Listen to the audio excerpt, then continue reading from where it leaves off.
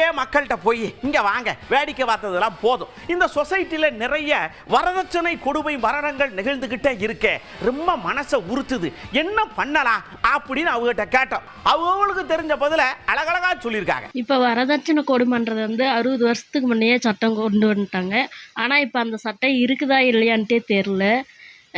இந்த விழிப்புணர்வை college students மத்தியில் சொன்னால் அவங்க அவங்க உறவினர்களுக்கு மற்றவர்களுக்கு சொல்லி ஒரு மாற்றத்தை கொண்டு வர முடியும்னு நினைக்கிறேன். தமிழ்நாட்டில் பார்த்தீங்கன்னா வரதட்சணை கொலைகள் அதிகமாகிட்டே இருக்குது. இது எப்படி கொலைகள் ஆகிட்டு இருக்குன்னா 60 வருஷத்துக்கு முன்னாடியே சட்டம் போட்டாங்க. ஆனால் மக்கள் மத்தியில் இந்த சட்டம் விழிப்புணர்வு ஏற்படுத்தலை. இப்போ அரசு அலுவலர்கள் மக்கள் மத்தியில் விழிப்புணர்வு ஏற்படுத்தினா வரதட்சணை கொலைகள் தடுக்கலாம். வரதட்சணை வாங்குறது தப்பு, கொடுக்கறதும் தப்பு. அவருக்கு மேலே கடுமையான சட்டப்படி நடவடிக்கை எடுக்கணும். அது மூலம் வரதட்சணை சட்டப்படி நடவடிக்கை எடுத்தால் வரதட்சணை அப்படியே குறைக்கப்பட்டுரும். அதான் என்னை பொறுத்தளவு என்னன்னா, வரதட்சணை கொடுக்கறதும் தப்பு தான், வாங்குறதும் தப்பு தான். ஆக்சுவலாக என்னன்னா, இதை நம்ம பாடத்திட்டத்திலேயே இதை ஒரு புரிதலோட நம்ம நடத்தணும். இந்த மாதிரி வரதட்சணை அவ்வளோ முக்கியத்துவம் இல்லை அப்படின்றத நம்ம பாடத்திட்டத்திலேயே மாணவர்களுக்கு சேர்ற மாதிரி ஒரு புரிதலோட நடத்தணும். அது வரதட்சணை வாங்குறது கிட்டத்தட்ட ஒரு 50-60 வருஷமா அது நடைமுறையில் இருக்குது அப்படின்ட்டு. நான் தெரியாமல் தான் கேட்குறேன், ஏன் வரதட்சணை கேட்குறீங்க, ஏன் வரதட்சணை கொடுக்கணும்? அன்றைக்கு இருந்த காலகட்டத்தில் லேடி அடுப்பறையிலே கிடந்தாங்க, அடுப்பு ஊதிக்கிட்டு அப்படியே சமைச்சிட்டு இருந்தாங்க. ஆனால் இப்போ லேடிஸ் இன்னைக்கு எவ்வளவோ முன்னேறி வந்துட்டு இருக்காங்க. எவ்வளவோ டிபார்ட்மெண்ட்டில், போலீஸ் டிபார்ட்மெண்ட்டில், இன்னும் கப்பல் படை டிபார்ட்மெண்ட்டில், இன்னும் ஃப்ளைட்டு ஓட்டுறாங்க. இப்படி லேடிஸினுடைய பங்களிப்பு நாட்டில் டூ மச்சாக பெருகிட்டே போயிட்டுருக்கு. அவங்க எதுக்கு வரதட்சணை கொடுக்கணும்? அதாவது ஒரு ஆணை எப்படி படிக்க வைக்கிறாங்களோ அதே மாதிரி ஒரு பெண்ணையும் படிக்க வைக்கிறாங்க. அவங்க ரெண்டு பேரும் ஒருத்தருக்கு ஒருத்தர் துணை தான் இருக்கணுமே ஒழிச்சு வரதட்சணை வாங்கி அதை கொடுமைப்படுத்தி வரதட்சணை கொடுத்தாதான் கொடுப்பேன்னு சொல்லி அதை போய் மன உளைச்சலுக்கு உள்ளாக்கி அந்த பொண்ணை தற்கொலை பண்ண வைக்கிறது.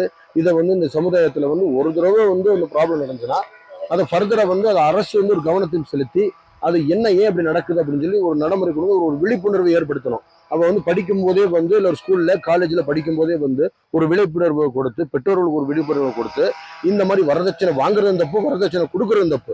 வரதட்சணை என்னை பொறுத்தளவுக்கு வரதட்சணை அப்போ ஒரு ஆண் ஒரு பெண்ணுக்கு வரதட்சணை கொடுக்க முடியுமா? எவ்வளவு வரதட்சணை கொடுப்பான்? அப்போ ஆணுக்கு பெண் சமம் தானே, அப்புறம் எதுக்கு வரதட்சணை நீங்க கேட்குறீங்க? வரதட்சணை கேட்கறது தப்பு, வரதட்சணை கொடுக்கறது தப்பு. இதை கடுமையா ஒரு நடைமுறைக்கு கொண்டு வரணும். வரதட்சணை கொடுக்கறது தவறு. எனக்கு 2 பெண் குழந்தைங்க நான் கட்டி கொடுத்துருக்குறேன். அவங்கள்ட்ட எந்த காரியங்கள்லையும் நான் வரதட்சணை காரியங்கள்லாம் நான் அவங்களுக்கு கொடுத்ததும் கிடையாது, அவங்களும் வாங்கினது கிடையாது. இந்த மாதிரி கொடுக்கறதும் வாங்குறதும் தப்புன்றத குடியுரிமை சட்டமெல்லாம் அவங்களுக்கெல்லாம் அந்த ஆதார் கார்டு மற்றபடி அந்த அரசு சார்ந்த சலுகைகள்லாம் கிடைக்காதபடி தடை பண்ணணும். முக்கியமாக நல்லா அவங்களுக்கு அப்படிப்பட்ட காரியங்களில் ஈடுபடுறவங்களுக்கு தண்டனை வழங்கணுன்றது என்னோட கொள்கை. வரதட்சணைன்றது வாங்குறதும் தப்பு, கொடுக்கறதும் தப்பு. இது அடிப்படை கல்வி எல்கேஜிலேருந்து பிஜி வரைக்குமே அவங்க கொண்டுட்டு போகலாம், நல்லா சிறப்பாக செய்யலாம்.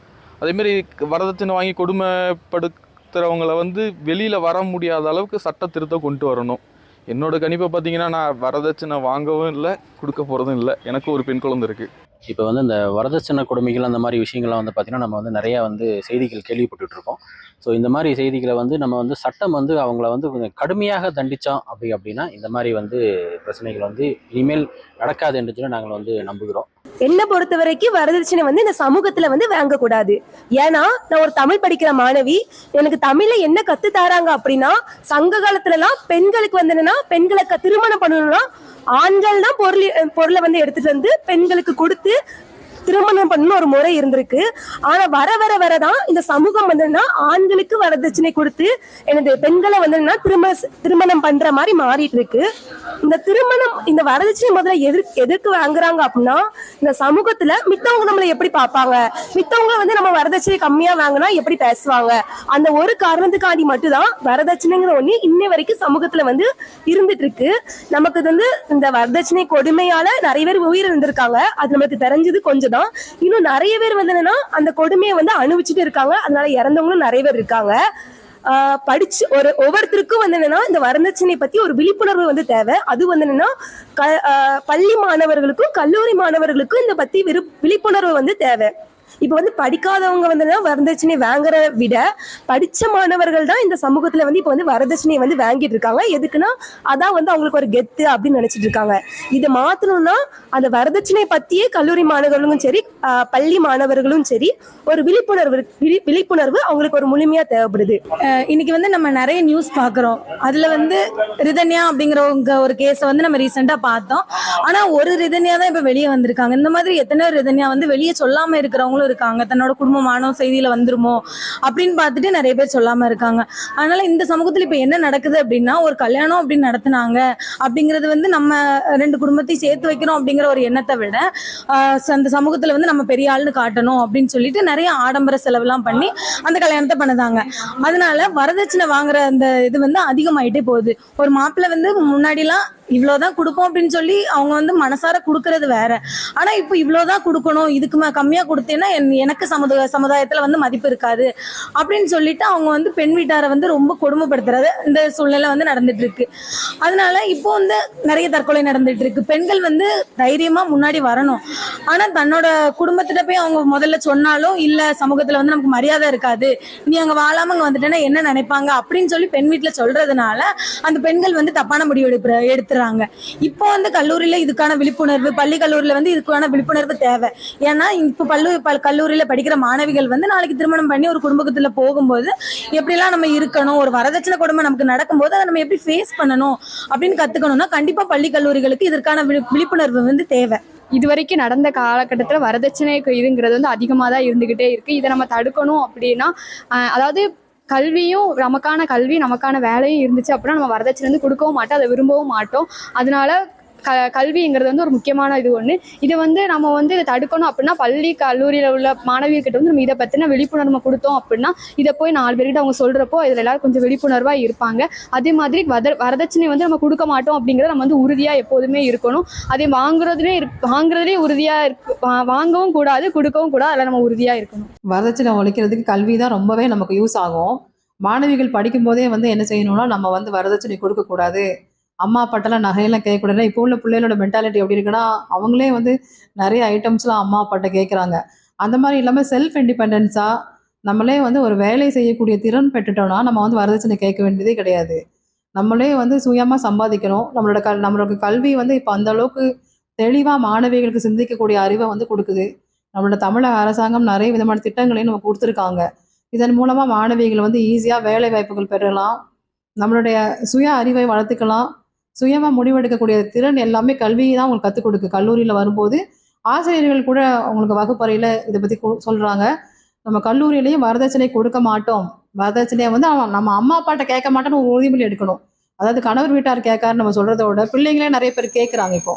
அதனால் நம்மளே என்ன முடிவு எடுக்கணும்னா என்னோட அம்மா அப்பாட்ட நான் எனக்காக வரதட்சணை கேட்க மாட்டேன் அப்படின்னு பிள்ளைகளை உறுதிமொழி கூற வச்சாலே இதை வந்து ஈஸியாக நம்ம ஃபாலோ பண்ணோம். எனக்கு திருமணம் ஆகிறப்பெல்லாம் நான் எந்த வரதட்சணையும் கொடுக்கல. அதே மாதிரி எங்கள் கல்லூரி மகளிர் கல்லூரி அப்படிங்கிறதுனால எங்கள் கல்லூரிகளில் நாங்கள் எங்கள் பிள்ளைங்கள்ட்ட என்ன சொல்லி கொடுக்குறோம்னா அந்த எதிர்பார்ப்பு வந்து இருக்கக்கூடாது.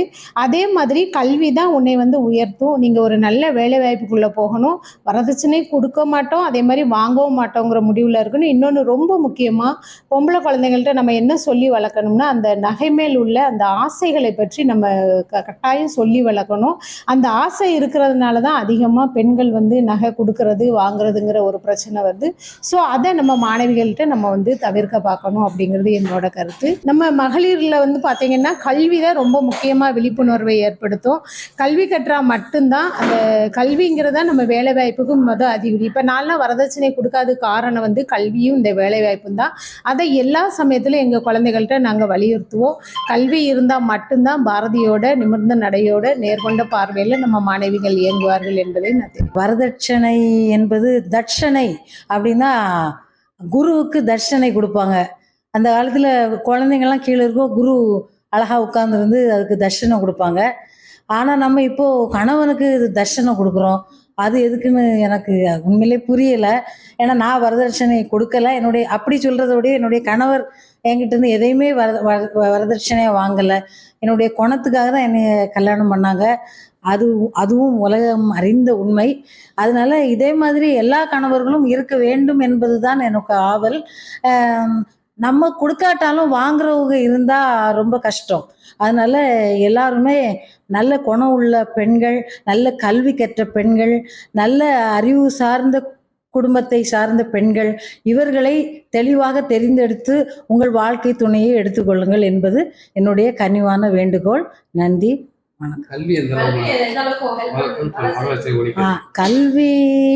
கல்வியை பொறுத்தவரையில் கல்வி கற்று இப்போல்லாம் நிறைய பேர் மேல் நாடுகளுக்கு போகிறாங்க. அப்புறம் பல சாஃப்ட்வேர் தொழில்நுட்ப இதுகளெல்லாம் இப்போ வேலைக்கு போகிறாங்க. அப்படி போகிறவங்க நிறைய பேர் இப்போ வரதட்சணை வாங்குறது கிடையாது. ஆனால் நம்ம ஊர்களில் லோக்கலாக இருக்கிறவங்க பழையபடி அந்த வரதட்சணையை சாஃப்ட்வேரில் வேலைக்கு போனால் அதுக்கு தக்க ஜாஸ்தி சம்பளம் வாங்குவாங்க, அதனால ஜாஸ்தி வரதட்சணை வாங்கலாம், அந்த மாதிரி ஒரு கால்குலேஷனில் போகிறாங்க. அது ரொம்ப ராங், அது செய்யக்கூடாது. பிள்ளைங்களுக்கு நம்ம நல்லா செய்யலாம், அது வேறு. ஆனால் அதை டிமாண்ட் பண்ணி யாரும் கேட்கவும் கூடாது. இன்னொன்று கொடுக்கக்கூடாது. கொடுக்கறது நாங்கள் எங்கள் பிள்ளைங்களுக்கு நல்லா செய்வோம் அப்படி சொல்லி கொடுத்து அதை பழக்கிறது, அது வந்து இட்ஸ் வெரி ராங். அதெல்லாம் கல்லூரியில் நிறைய விழிப்புணர்வு இருக்குது.